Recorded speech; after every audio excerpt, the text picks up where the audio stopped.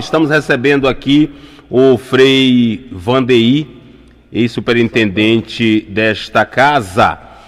Frei Vandeir, a gente está vivendo um momento atípico em todo o Brasil. A gente está acompanhando agora a situação lá no Rio de Janeiro em relação às chuvas, mas a coisa na Bahia foi feia, né?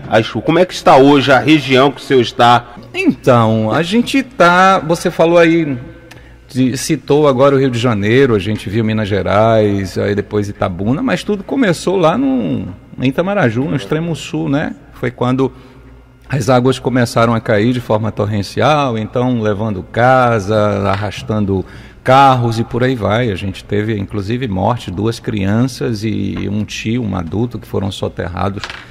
Hoje a gente está num processo de reconstrução, né, depois de ter dado as mãos às paróquias lá, as 2 paróquias, mas também várias instituições, e aí depois entrou a esfera municipal, estadual e federal. Tivemos até a visita do senhor presidente da República por lá, que causou um certo transtornozinho, mas né, foi para lá e a ideia foi ajudar naquele momento.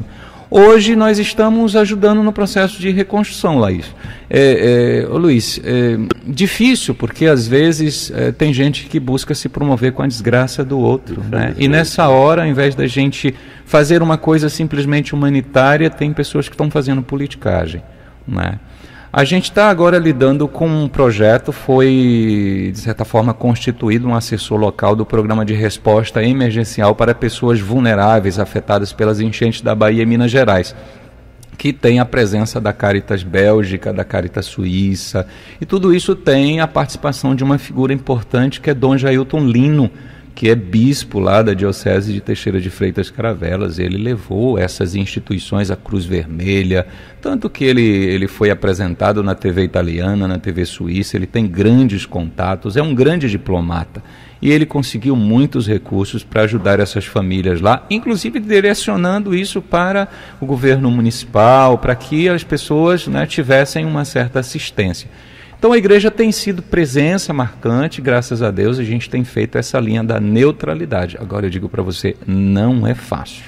Agora, a gente está falando a questão emergencial, Frei Vandeir, o pão de cada dia mesmo. Agora, o que fazer para reconstruir a cidade e para que nós não tenhamos outras tragédias semelhantes? A gente volta a falar sobre o Rio. Sim. E que há 10 anos aconteceu, a gente não viu ações de governo, a gente fala governo federal, governo estadual, governo municipal. Feira de Santana, nós geograficamente estamos bem, a gente sempre está falando aqui sobre as áreas que são ocupadas indevidamente e o que fazer para que cenas como essa não se repitam. Pois é, a gente tem uma população ribeirinha, pessoas que vivem inclusive do rio Jucuruçu, né, extraindo areia, e alguns pescadores inclusive, e o governo de certa forma disse que agora nesse processo de reconstrução que não colocaria recursos à disposição para construir naquelas áreas.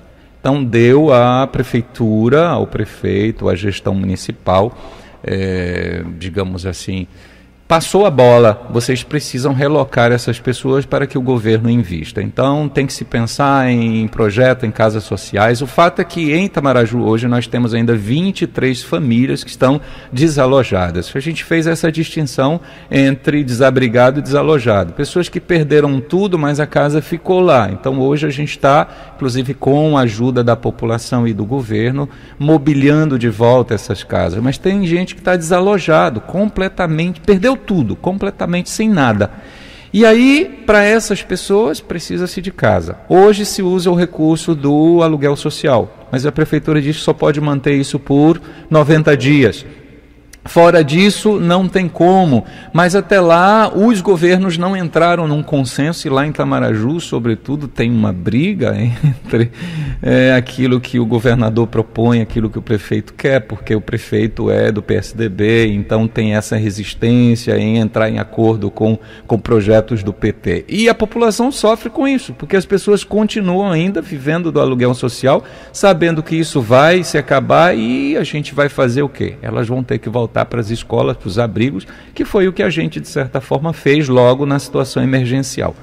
É muito complicado. E tem um outro lado também, de pessoas que dizem assim, eu não deixo meu pedacinho de terra, meu pedacinho de chão, porque eu suei para comprar isso aqui.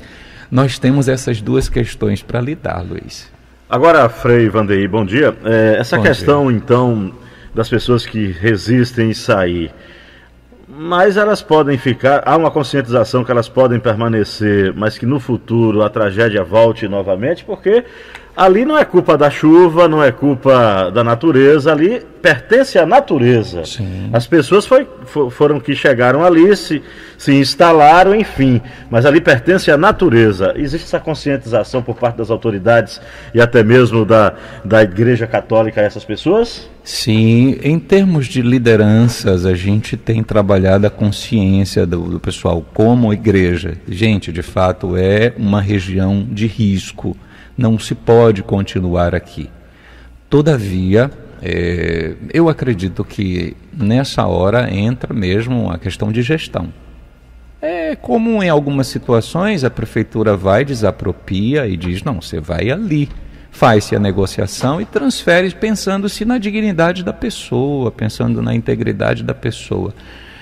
Muitas vezes falta, eu acredito, que essa, como eu diria, coragem. Porque muitas vezes para ser gestor, um líder, uma liderança, um gestor, ele precisa ter coragem, ele precisa tomar decisões. E decisões muitas vezes que ninguém tem coragem ou não quer tomar, porque ele vai se indispor. E hoje a gente vive nessa questão de uma política de boa vizinhança que você tem que fazer para agradar todo mundo. E aí você acaba não fazendo, não cumprindo com o propósito para o qual você foi eleito. Né? Bem comum.